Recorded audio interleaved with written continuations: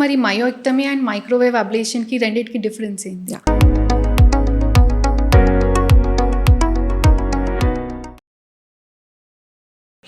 Microwave ablation ఇందాక చెప్పినట్టు minimally invasive procedure. Myomectomy అంటేనేమో మనం ఏదైతే ఫైబ్రాయిడ్ ఆ గడ్డు ఉందో దాన్ని తీస్తాము. ఆ మయోమెక్టమీ కూడా టైప్స్ ఉంటాయి. Open surgery procedure, surgical procedure. Myomectomy is a surgical procedure. అది మనం ఓపెన్ ప్రొసీజర్ లాగా చేస్తామా, లాప్రోస్కోపీ చేస్తామా, రోబోటిక్ సర్జరీ చేస్తామా, లేదంటే హిస్ట్రోస్కోపీ చేస్తామా, ఇవన్నీ depending on the patient symptoms and fertility preservation ఒకటి మనం దృష్టిలో పెట్టుకోవాలి. అండ్ అసలు ఏ మోడ్ ఆఫ్ మేనేజ్మెంట్ అనేది అది పేషెంట్ క్రైటీరియాని బట్టి ఉంటుంది. ఇప్పుడు జనరలైజ్డ్గా మనం ఈ పేషెంట్కి మయోమెక్టమీ, ఈ పేషెంట్కి ఇది అని మనం చేయకూడదు. సో మీరు మీ గైనకాలజిస్ట్ దగ్గరికి వెళ్ళి మీ సిమ్టమ్స్ ఏంటి, మీ డయాగ్నోసిస్ ఏంటి, అసలు మీ ఫైబ్రాయిడ్స్ ఎక్కడున్నాయి అనేది చూసుకొని you have to decide on the treatment options. ఇప్పుడు ఈ మినిమల్లీ ఇన్వేజివ్ ప్రొసీజర్ కాబట్టి ఈ మైక్రోవేవ్ అబ్లేషన్లో మనకి ఎక్కడైతే ఫైబ్రాయిడ్ ఉందో దాన్ని మనం డిస్ట్రాయ్ చేసేస్తాము. సో దాన్ని మళ్ళీ మనం ఎక్కడ స్పెసిమెన్ని బయటికి తీయడం కానీ ఏదైనా కట్ చేసి బయటికి తీయడాలు కానీ ఉండవు. మయోమెక్టమీలో ఏంటి అని అంటే మనం ఆ గడ్డ ఏదైతే ఉందో దాన్ని తీస్తాం బయటికి. So we're removing that fibroid అనమాట. అండ్ దీనివల్ల ఏంటి, ఇప్పుడు మైక్రోవేవ్ అబ్లేషన్లో బ్లీడింగ్ అనేది మనం చూడం. చాలా రేర్ కాంప్లికేషన్ బ్లీడింగ్ అనేది. ఈ మయోమెక్టమీ ఏంటి అని అంటే మనం దాన్ని తొలగించేటప్పుడు బ్లీడ్ అయ్యే ఛాన్సెస్ ఉంటాయి. సమ్ టైమ్స్ హెవీ బ్లీడ్ అయితే గనక ఒకవేళ అవసరమైతే బ్లడ్ ట్రాన్స్ఫ్యూషన్స్ కూడా అవసరం పడచ్చు మయోమెక్టమీలో. అండ్ స్కారింగ్ అనమాట.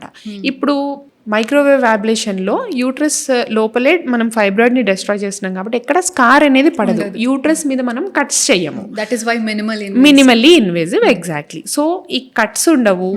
ఎదెషన్స్ అంటే అతుకులు ఫామ్ అవ్వడము, ఇప్పుడు ఈ స్ట్రక్చర్ వెళ్ళి వేరే దగ్గర ఏమన్నా అతుక్కోవడము, ఎదెషన్స్ అనేవి చాలా మినిమల్ ఉంటాయి, అసలు ఉండవు మినిమల్లీ ఇన్వేజివ్ ప్రొసీజర్స్లో.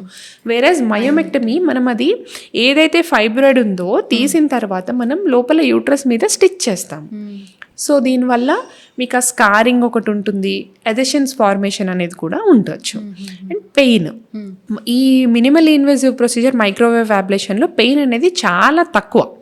వేరేజ్ మయోమెక్టమీలో కొంచెం moderate to severe pain experience చేస్తారు పేషెంట్స్. అండ్ రికవరీ చూసుకుంటే గనక ఇప్పుడు ఈ మైక్రోవేవ్ అబ్లేషన్ అయితే గనక ఒక 4 to 6 hours యూజువల్లీ మనం పేషెంట్ని అదొక డే కేర్ ప్రొసీజర్ లాగానే చేస్తారు. మైక్రోవేవ్ అబ్లేషన్ అంటే after surgery they need not stay. అంటే ఒకవేళ ఏమన్నా పేషెంట్ ఇబ్బంది పడుతున్నారు అని అంటే 1 day, అది కూడా చాలా తక్కువ 1 day పెట్టుకుంటే వాళ్ళకి పెయిన్ ఏమన్నా ఉన్నా నెక్స్ట్ పోస్ట్ ఆప్లో ఏమన్నా ఉంటే కనుక మానిటరింగ్కి కుదిరి, కాకపోతే 4 to 6 hours లోనే వాళ్ళు తినచ్చు, వాళ్ళు లేసి నడవచ్చు. They can come back to normal after microwave ablation. మయోమెక్టమీలో కూడా ఇప్పుడు ట్రెడిషనల్ ఓపెన్ సర్జరీస్ అయితే recovery time will be slow.